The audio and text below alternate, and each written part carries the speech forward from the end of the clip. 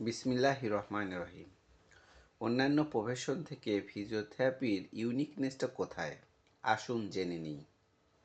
ফিজিওথেরাপিস্টরা চিকিৎসার অংশ হিসাবে ম্যাসেজ এর পাশাপাশি ম্যানিপুলেশন এবং রিফ্লেক্স থেরাপির মতো বিভিন্ন ধরনের ম্যানুয়াল টেকনিক বা হাতে কলমে কাজ করার কৌশল ব্যবহার করেন।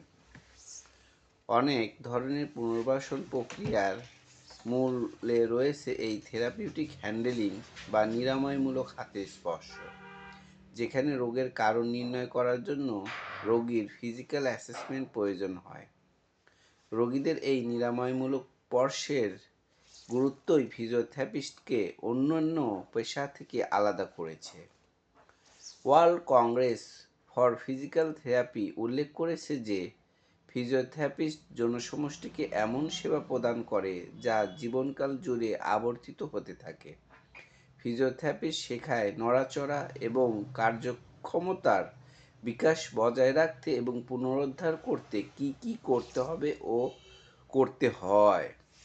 এ সকল কাজ এর মধ্যে রয়েছে বয়স বৃদ্ধি জনিত সমস্যা, আঘাত, রোগ ব্যাধি বা পরিবেশগত কারণে মুভমেন্ট এবং দৈহিক কার্যক্ষমতা ঝুঁকির মধ্যে পড়লে তা রোধ করা, সে সকল বিষয় নিয়ে ফিজিওথেরাপিস্টরা কাজ করে থাকেন। সুস্থ থাকার মূল চাবিকাঠি হলো শরীরের স্বাভাবিক নড়াচড়া বা ফাংশনাল মুভমেন্ট। এই চাবিকাঠি অর্জনের জন্য ফিজিওথেরাপিস্টরা অবিরাম কাজ করে যাচ্ছে। তাই দেরি না করে ফিজিওথেরাপি সেবা পেতে চলে আসুন বিসমিল্লাহ ফিজিওথেরাপি সেন্টারে।